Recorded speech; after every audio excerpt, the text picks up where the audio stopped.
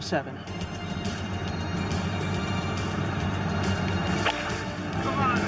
Since Aaron yesterday set up an eagle.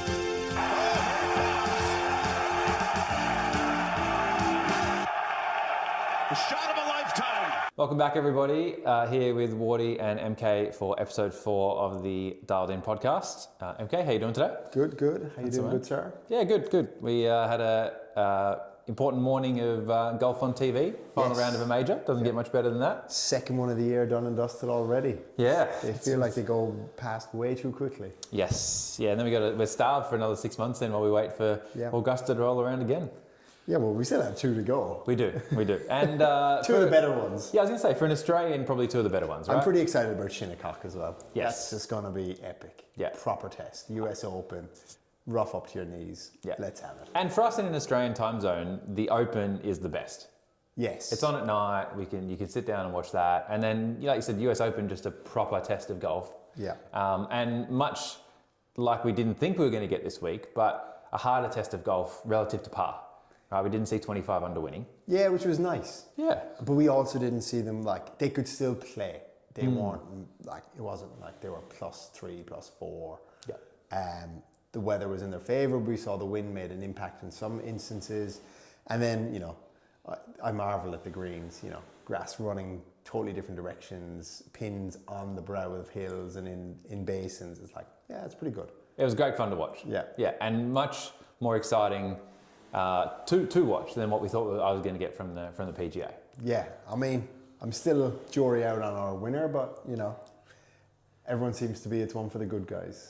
And yeah, credit where credit due from everything we've seen and heard since him winning and just from Aaron Rai in general, right? You can't fault the work ethic of the man. No, I mean, that's, you know, second to none.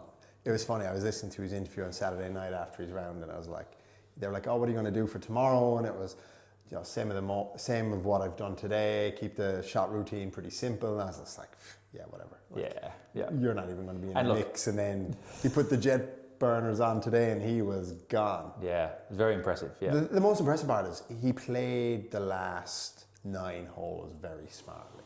I was like, oh, when are the wheels coming off? When are the wheels coming off? And it was like, yeah, he back 9:30, I think. Yeah. Yeah. Like, you know, par 5s, he hit 3-wood off the tee. People, even the commentators were like, oh, you know, he's not the longest hitter, what's he doing? But when he got up there, it was faultless. Like he hit, I don't know what he hit in 6 or 7 iron, I think. And, you know, he played the course to his strengths and it really paid dividends, obviously. Yeah, and I was impressed with shaping the ball both ways. Like, I think I was watching... It must have been the 2 gloves. Let's not get started on that. I don't think I'm going to be adopting that one anytime soon. Or the iron covers personally, but I'm more traditionalist that way. Yeah. But I think, one of the holes I watched, he peeled a fade off the tee with driver and then hit like a 90-foot apex drawing 6 iron in. And I'm like, credit where credit due. That's impressive. The thing is, we all just want to see like the 370, 380 bomb drives, tee to green, and then they go, we've got a putt for eagle. Yeah. Those guys were there this week, but they just didn't get it done because when I hit the greens, it went off into pretty, unfavorable lies. Yeah. So, yeah, I get, as the viewer, we want that exciting stuff, but, the boring, consistent won this week. And even if you look at his last 4 holes, you can't argue it. It was like birdie, par in the end. Yeah. And some of the harder ones. So, good on him. Closed the door very, very well. Yes, and for your first major, to shoot a back 930, unbelievable. Yeah. Would have expected a bit of better celebration than just the smallest fist pump. But you know what? If we were all the same, it'd be very boring. Especially because he had such a big lead, right? Yeah, I can understand if you didn't expect that you were going to win and you're like, I've got to come up with a celebration. Yeah. But he's walking down the last with, a 3 or 4 shot lead? Yeah, well, I mean, at the turn, JT must have been sitting in the clubhouse going, this looks pretty good here. Yeah. This looks pretty good. And he was done and dusted early doors. Yeah.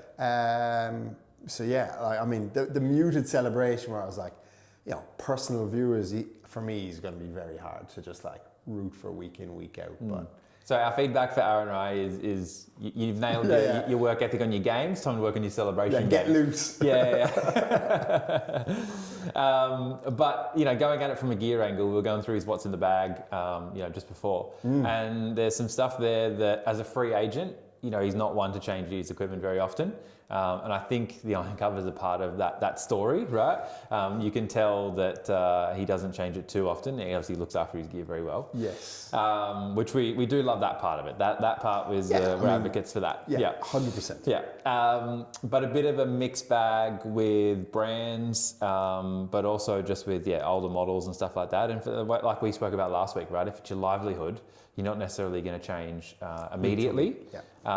Just because, in this case, it's won him, Aussie 4 or 5 million. Right? Yeah, It's not a bad week. No, that was it. Like I think is it. His second PGA event. I'm sure the purses have increased significantly, because I think that his last one was pre-live.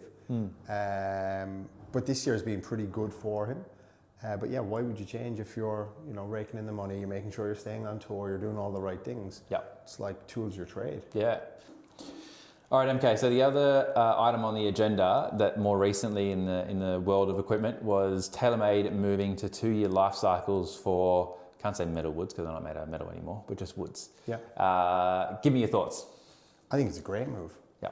I think it aligns with, the other leading brands. Their pros are going to have them in the bag longer. And I actually think it's going to build their customer profile and their customer base because they're not going to be changing as quickly. So people will go, I've had it in the bag for 18 months. I'm ready to get a new one. Whereas 6 months or 12 months, they go, nah, I've just put it in, and you're missing that window. So I think it's a big step and it's a smart move by them.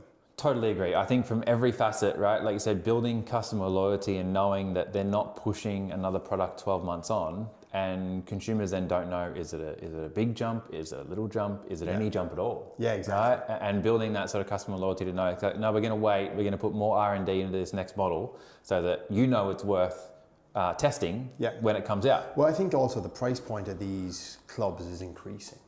So, it's anywhere from $1,200 to $1,500 to put a new driver in the bag, depending on how you spec it out. You're probably more likely to do that every 2 years than every year. You go, well, my game is where it's at. It's probably fine for another 12 months and I'll look at it then. Yeah. Whereas, having that 2-year cycle to it, you feel like you get your value out of it. You feel like you get your value out of it. Yeah. So then you become more loyal to that brand. Yeah. I think circular economy, better for the environment, all that sort of stuff as well. But I think it's But getting Scotty and Rory and all their tour staff into the drivers is going to be easier if you're only trying to do it every 24 months. They don't want to be switching, that quickly. And I think they'll pick up more pros. I feel of notable shout out because of being aligned to a 2-year cycle. Yeah. So overall, well done, Taylormade. We're here for it. I think it's a great decision by the brand, and it's good for the customer base. Good for everybody. Yeah. Right. And I think even as well, I think that means they'll sell more of the core products that they have in that line, right? So absolutely. That means QI4D is here until 2028.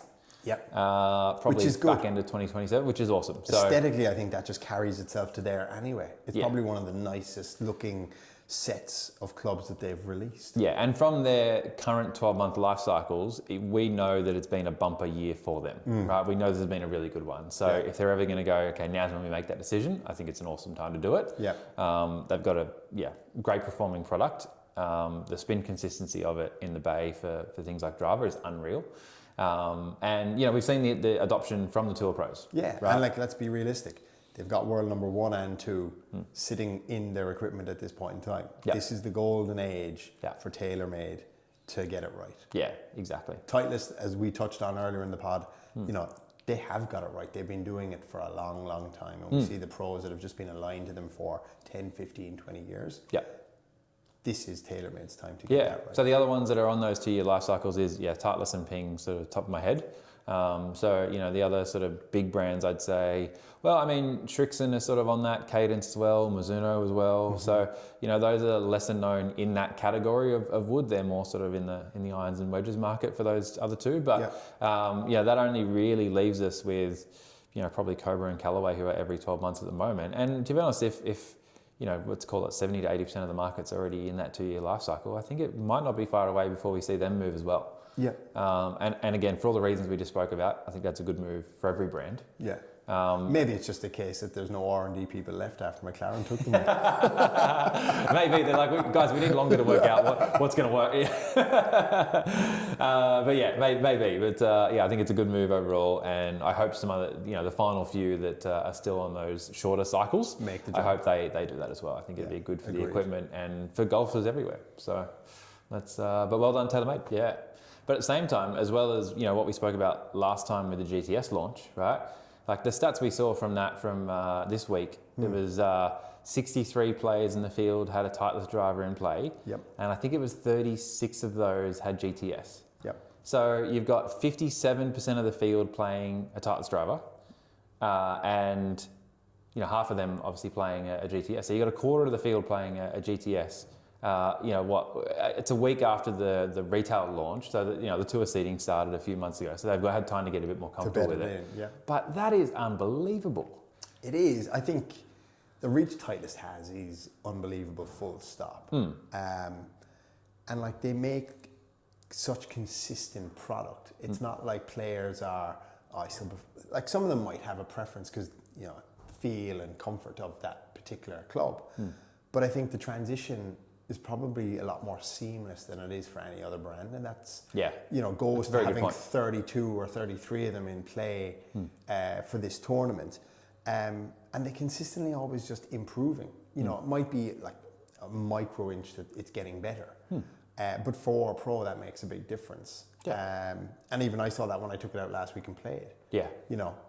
Against everything you stood for, we went with it to give the listeners some decent feedback.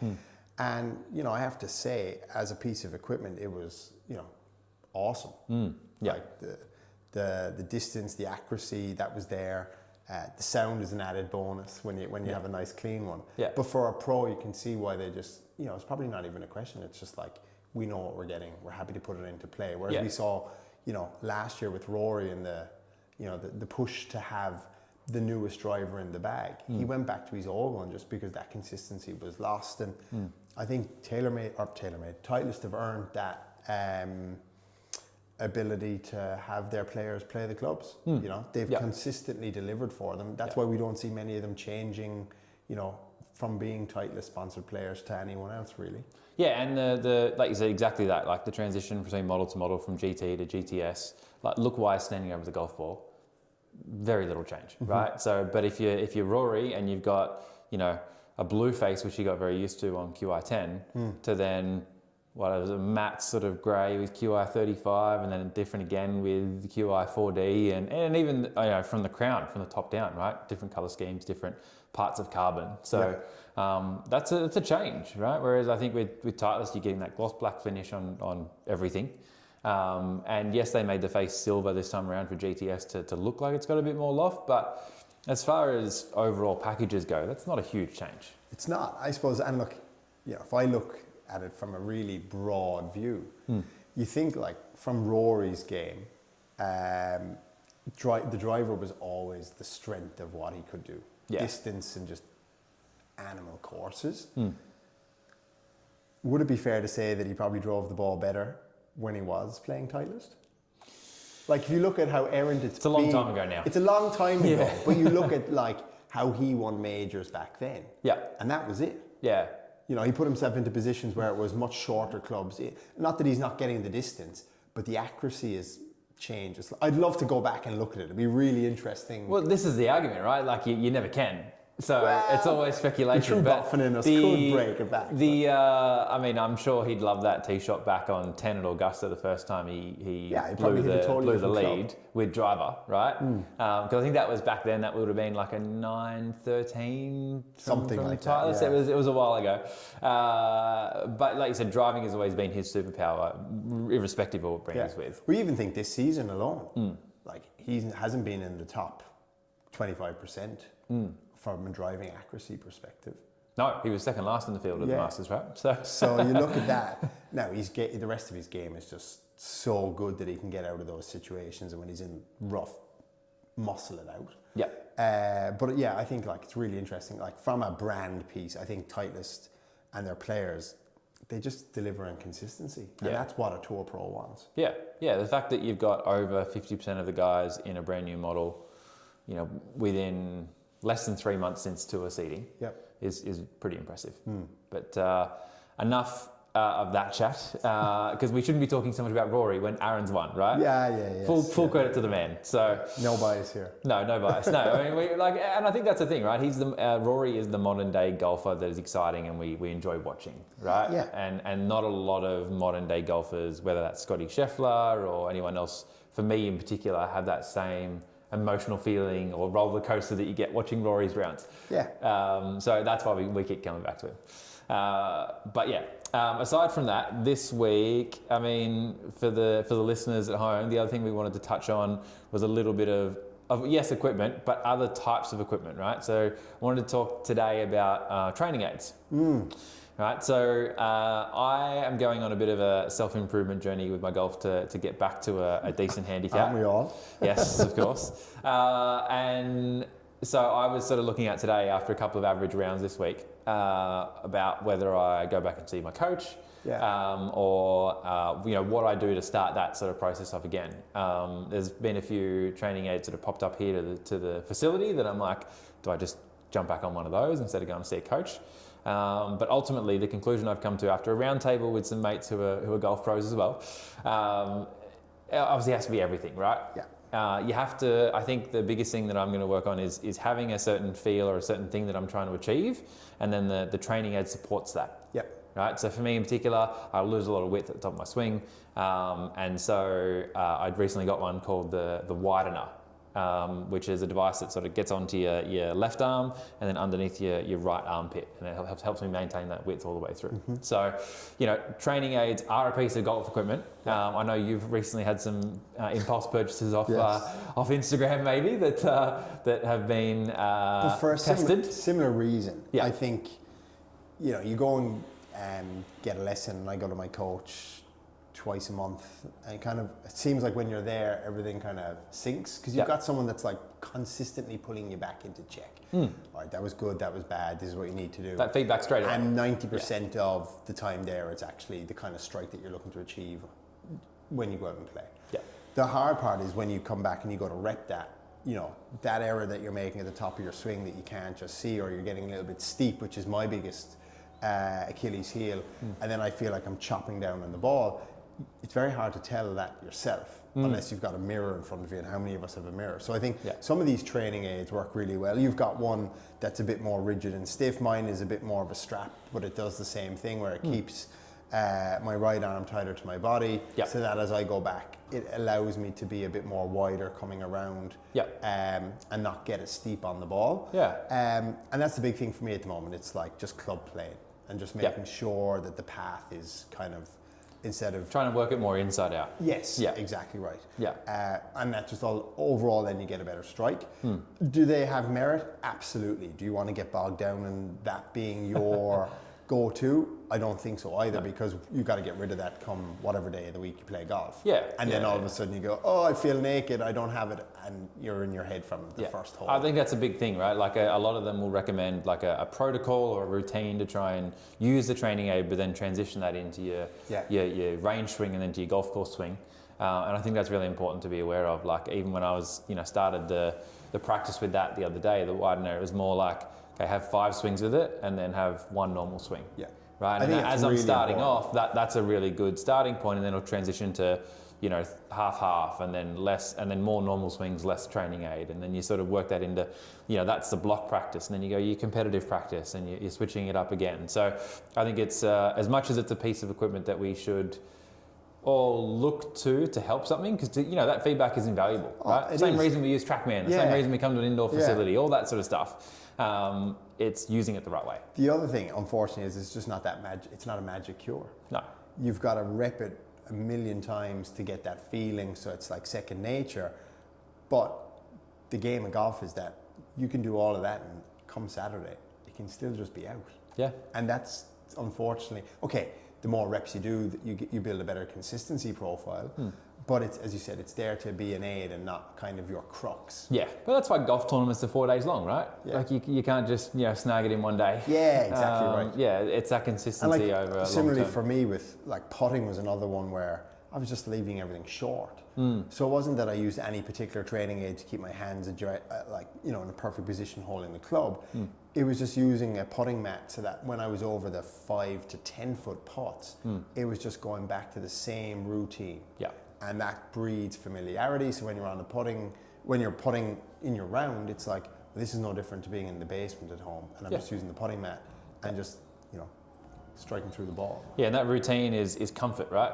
And we'll have to test that theory one day when one of us is putting to win a major. But, Or free lunch. or a free lunch. Just as much pressure. Yeah, absolutely. Bragging rights count for just as much as 3.6 million. So have you got out to play again, Matt, since last time we spoke? We have. Okay. And we yielded much better results, which was good. Amazing. All right, I had to get it out of the system. Yeah. So that's where you gained the GTS, right? Yes. Okay, good. So played it the weekend, put the GTS in the bag. Yeah. You told me, it was just like, what are you doing? And I was like, look, just let me get this out of my system. Let me do it. And it was a resounding success. Yeah. We have found the driver. Yes. Just from field setup, in terms of accuracy, on all the holes that I played, driver ended up in the fairway, which was good. And it's amazing when you get in play off the tee box, you actually have a much better round. Yeah. So that was good, and it makes for a far more enjoyable experience. Far more. Yeah. Overall, only managed to play once this weekend, but that's all right. That's all right. Quality, not quantity. Yeah, exactly right. Yeah. What about yourself? I actually snuck out twice. Oh. I know. Big week. Yeah. But that was because taking some guests out, and then my regular round this morning as well. So I had a new putter in the bag. Tell us more. Yes, it was kindly sort of provided by the guys at Lab, and shout out to Liam there. Thank you for that. Awesome. Big Red, as it's affectionately known, as with the red head. If you're going to rock a red putter, you better own it. Well, this is the thing, right? So now we have to put in the work with it to get it to perform exactly as it should. It's a very different feeling to the putter I was gaming before. Yep. So went back to the original face as opposed to the stainless steel insert that I was on the model I was using before. Yep. So it comes off a bit slower, but that's exactly what I wanted, right? We're playing the sand belt majority of the time. They're pretty fast greens.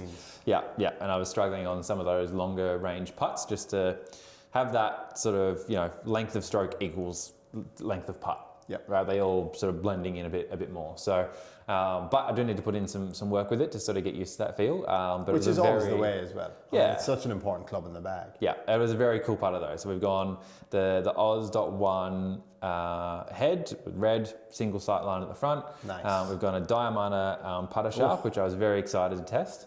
And then we've gone 37 inches counterbalanced, 72-degree lie angle. 17-inch grip, so it's a big boy. Yeah, but so am I. Yeah, so tall. It's all about I just feel much more comfortable standing over that longer length. Yeah, that's what it's about almost with that kind of club. Yeah, then you the 35. fitted me into a Lab putter, and it was one that I just picked up in the studio that I've got in my bag now because it just felt better. Yeah. So I completely get it. Yeah, but having that right length, I felt like with a 35-inch putter. The way I was seeing the line wasn't quite right because it was so bent over, whereas now being able to sort of stand up and stand a bit taller feels much better. And I do make a better stroke generally, right?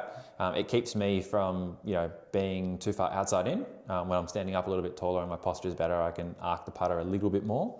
And so that's just going to produce a better roll for me personally. Yep. So watch this space for the great results. The Arcos data so far says that, like I said, still needs some work. Yeah, I had a bit of a disaster with my Arcos. Oh yes, that's right. Talk to me about it. Yeah. So we played the Long Island. Yeah. And there's different routings. And when Arcos picked up this week's routing, the course was still not finished. Yeah. Ouch. So we were looking at piles of dirt.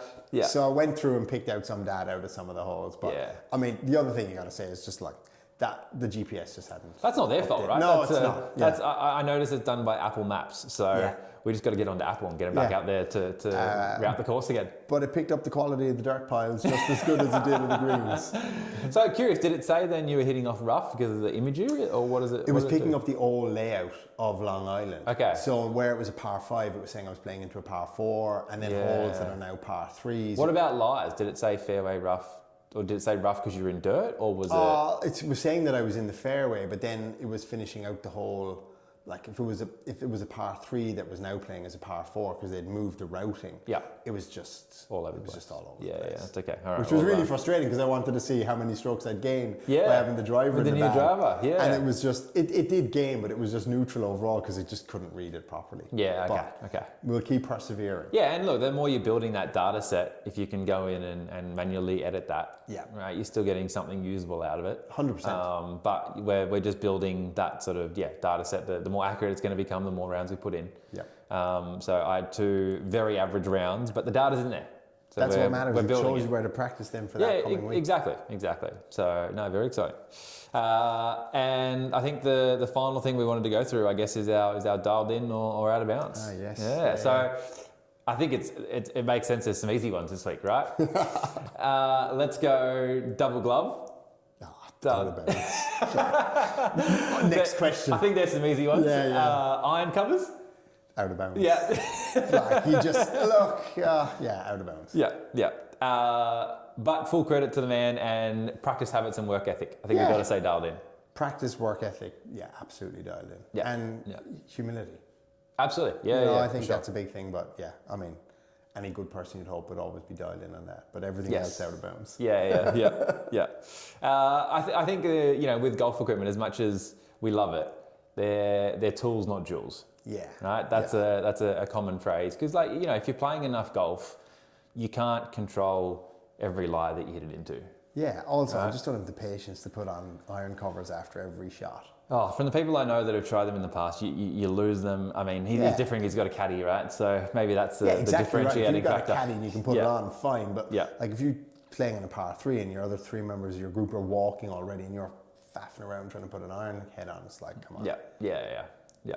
And if you take them all off when you get to the course, it's irrelevant. You might as well just leave them off because they're going to clang off each other throughout the round anyway. So it's like, well.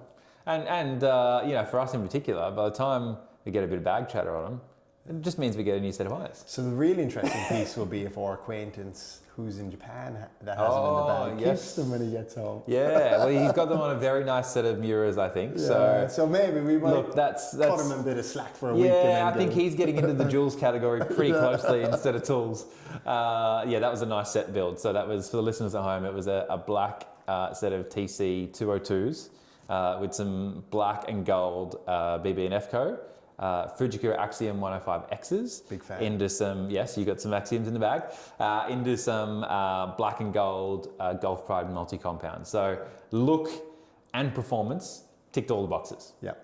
So it was a very, very cool set. Yeah. So they're the ones we love building here. But at the same time, if it's your... I'm not going to say power builds, but if it's your other brands, then we're here for it as well because golf is golf, right? Yeah, so 100%. We're here to just make sure it's built properly. Yeah. And we can measure. No iron covers. No iron covers. No. Have you got anything else for the dialed in or out of bounds? Not this week. I think your 7 mile hat. We'll call that as a dialed in. I like that one. Yeah. Yes. Had some mates that went down last week and they thoroughly enjoyed it as well. Big shout out to the guys down there. Actually. Yes. I mean, I haven't been yet, but very much looking forward to it. Look, it's already awesome, but once it's grown in, it's going to be epic. Yeah. And I think Tasmania is just a hotbed of good golf at this point. Absolutely. And now you can do a commercial flight and go and tick them all off, right? Yeah, it's easy. It's like 10 minutes from the airport. Yeah. So if you haven't, it's well worth the visit. Yeah, absolutely. But on the fairway, those were growing in. The mate I spoke to recently said that it doesn't really affect your lies though playing the golf course. Yeah, it doesn't. I think it's more a visual sort of aesthetic. So give it a bit more time and it'll look amazing. But even if you were to go tomorrow, it's not changing the round of your golf. No, it's still good golf and it's still a lovely course. Yeah. It's more the rough. I think it's going to play like true links golf, like what you'd get in Ireland or just grows up a bit more? It grows up a bit more, but it's open to all elements. Yeah. Luckily, the 2 times I've played is just, and this is rare as hen's teeth, but the weather's been awesome in Tassie. It's been sunny, no wind. But I can imagine that in, even a November, December day, because Tassie gets all kinds of weather.